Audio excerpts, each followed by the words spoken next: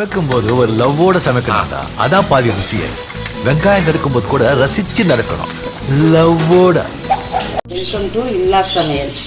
இன்னைக்கு நம்ம காய்கறி எல்லாம் போட்டு கருவாட்டு குழம்பு ஒன்று வைக்க போறேன்னா அதை எப்படி செய்யலாம், அதுக்கு என்னென்ன பொருள் தேவைங்கிறத இப்போ நான் சொல்லிடுறேன்.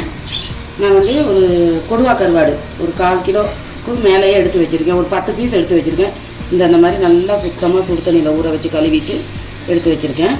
அதுக்கு ஒரு மாங்காய் போட்டு செஞ்சு பாருங்கள், ரொம்ப நல்லாயிருக்கும்.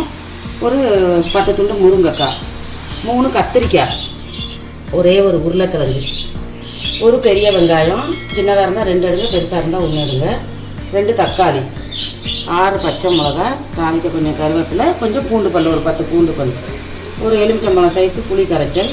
இது வந்து தேங்காய் பால் ஊற்றி செஞ்சால் ரொம்ப நல்லாயிருக்கும், தலைப்பால். இது வந்து நம்ம 2வது தடவை 3வது தடவை தண்ணி ஊற்றி புளிஞ்சு வச்சுக்கிறோம் இந்த மாதிரி தண்ணியை. இப்போ வந்து தாளிக்கலாம் நம்ம. இப்போ நான் ஒரு பெரிய கடாய் ஒன்று அடுப்பில் வச்சுட்டு இதில் ஒரு 1.5 குழிக்கரண்டி எண்ணெய் ஊற்றிருக்கிறேன். கடுகு எண்ணெய் காஞ்சதும் நம்ம கடுகு, உளுத்தம்பருப்பு, இதில் 2 ஸ்பூன் சேர்த்துக்குவோம்.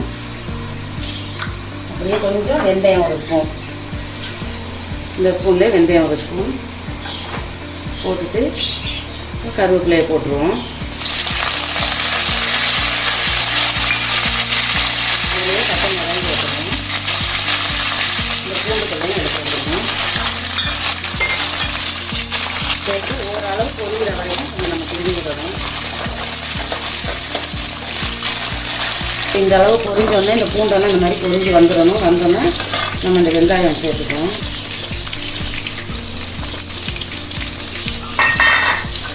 வெங்காயம் சேர்த்து இதுவும் ஓரளவு வதங்குறதுக்கு நல்லா கிண்டி வச்சுக்குவோம். இப்போ பாருங்கள், இந்த வெங்காயமும் நல்லா வதங்கிடுச்சு. இந்த மாதிரி வதங்கினோன்னா நம்ம இந்த காயெல்லாம் சேர்த்துக்குவோம். உருளைக்கிழங்குல வந்து நான் தண்ணி ஊற்றி வச்சுருந்தேன், இல்லைன்னா கருப்பாயிடும் உருளைக்கிழங்கு. கத்திரிக்காய், உங்களுக்கு கத்திரிக்காய் காயெல்லாம் வேணாம்னா ஏதாவது ஒரு காய் போடணும்னா ஒரு காய் கூட போட்டுக்கலாம். ஒன்று முருங்கைக்காய் சேர்த்துக்கலாம், அப்படி இல்லைன்னா கத்திரிக்காய் இல்லை உருளைக்கிழங்கு நல்லாயிருக்கும். இப்போ இந்த முருங்கைக்காய் சேர்த்துக்கலாம். சேர்த்து நல்லா சேர்த்து வதங்க வைக்கணும். ஒரு 1/2 ஸ்பூன் உப்பு தான் சேர்க்குறேன், ஏன்னா கருவாட்டில் உப்பு இருக்கும். நான் அந்த காய் வதங்கிறதுக்காக தான் அந்த உப்பு சேர்த்துக்கிறேன். நல்லா அந்த மாதிரி மிக்ஸ் பண்ணிவிட்டு அந்த உப்பெல்லாம் இதோட பிடிக்கணும். நல்லா கிண்டி வச்சுட்டு ஒரு மூடி போட்டு மூடி வச்சுருங்க, கொஞ்சம் நேரம் வதங்குற வரைக்கும். நம்ம ஒரு மூடி போட்டு மூடி வச்சிடலாம் ஒரு 5-10 நிமிஷத்துக்கு. இப்போ பாருங்கள், ஓரளவு வதங்கிடுச்சு. வதங்கினோடனே இப்போ நான் வந்து இந்த மாங்காய் தக்காளியும் சேர்க்க போகிறேன். 2 தக்காளி வச்சுருக்கேன், அதையும் சேர்த்துட்டு அதுலேயே இந்த மாங்காயும் போட்டு போகிறேன். உங்களுக்கு மாங்காய் வேணால் மாங்காய் மட்டும் போட்டு வச்சுக்கலாம். என்ன காய் வேணுமோ அதில் 1 போட்டால் கூட போதும். மாங்காய் சேர்த்துட்டு நல்லா இப்படி நல்லா கிண்டி விட்டுருங்க. கிண்டி விட்டு மூடிடுங்க. ஒரு 5 நிமிஷம் கழிச்சு அப்புறமே நம்ம தேங்காய் பால் சேர்த்துக்கலாம். பார்த்தாச்சு பாருங்கள், வதங்கிடுச்செல்லாம். இந்த அளவுக்கு வதங்கிடணும். வதங்கினதுக்கப்புறமா அந்த மசாலா சேர்த்துக்கணும். இதில் வந்து 2 கரண்டி மல்லித்தூள், இந்த கரண்டியில் 2 கரண்டி மல்லித்தூள், 2 கரண்டி மிளகாத்தூள், 1/4 ஸ்பூன் மஞ்சள் தூள், 1.5 ஸ்பூன் ஜீரகத்தூள், 1 ஸ்பூன் மிளகுத்தூள். இதை வந்து நம்ம இப்போ சேர்த்துருவோம். உங்களுக்கு காரம் கம்மியாக வேணுன்னா இன்னும் குறைச்சிக்கலாம். சேர்த்து நல்லா மிக்ஸ் பண்ணி விட்டுருவோம்.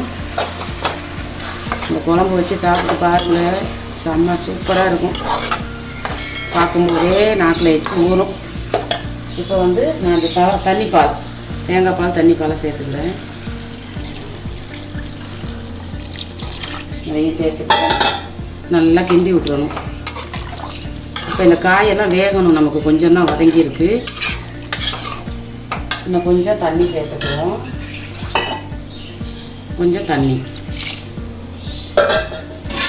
மூடியை போட்டு மூடிடுவோம். நல்லா கொதித்து வேகிற வரைக்கும். அப்புறமா நம்ம அந்த கருவாடை சேர்த்துக்கலாம். அதில் பாருங்கள், நல்லா கொதித்து வந்துடுச்சு. இப்போ நான் அந்த கருவாடு சேர்த்துக்கிற போகிறேன். கருவாடு புளி கரைச்சலும் சேர்க்க போகிறேன். நல்லா துண்டு கருவாடு கரைஞ்சிரும். குழம்புல நம்ம கருவாடுன்னு போட்டாலே கரைஞ்சிரும். கரைஞ்சாலும் நல்லா டேஸ்ட்டாக இருக்கும். இந்த மாதிரி ஒரு துண்டை இப்படி போட்டுட்டு அப்புறமா அந்த புளி கரைச்சலையும் சேர்த்துருக்கிறதுல உளுந்து பருப்பு சேர்த்துட்டு கொஞ்சம் தண்ணி. இப்போ இந்த மாதிரி நல்லா கிண்டி விட்டுட்டு இந்த கருவாடு வேகிற வரைக்கும் மூடி போட்டு மூடி வச்சிடணும். பாருங்கள், இப்போ நான் அந்த புளி கரைச்சாலும் தண்ணி பாலெல்லாம் ஊற்றினோன்னே நல்லா கொதிச்சுட்டு கருவாடு இன்னும் கொஞ்சம் வேகணும். அதிலே நான் தலைப்பால் சேர்த்துட போகிறேன். இப்போவே இந்த தலைப்பால் ஊற்றி சேர்த்துக்கோங்க. சேர்த்துட்டு அதில் நல்லா பாலெல்லாம் ஊற்றிக்கிட்டுருக்கோம். கொஞ்சம் தண்ணி ஊற்றி அலசி ஊற்றினா உங்களுக்கு கொஞ்சமாக வேணும்னா நீங்கள் கொஞ்சமாக வச்சுக்கலாம், நிறையா வேணுங்கிறவங்களுக்கு நிறையா வச்சுக்கலாம். இந்த மாதிரி நல்லா போட்டு கிண்டி விட்டுட்டு இப்போ இனி நல்லா கொதிக்க விட்டுறோம். நம்ம இந்த மிளகாத்தூள் வாசனை எல்லாம் போகிறதுக்கு நல்லா கொதிக்க விட்டுருவோம். நல்லா கொதிச்சிருச்சு. நம்ம அடுப்பு ஆஃப் பண்ணிவிட்டு மல்லிக்கீரை தூக்கிடுவோம். இந்த மாதிரி கொஞ்சம் மல்லிக்கீரை சேர்த்துக்கலாம். கருவாட்டு குழம்பு ரெடி. சமைக்கும் போது ஒரு லவ்வோட சமைக்கணும்டா, அதான் பாதி ருசியே. வெங்காயம் நறுக்கும் போது கூட ரசிச்சு நறுக்கணும், லவ்வோட.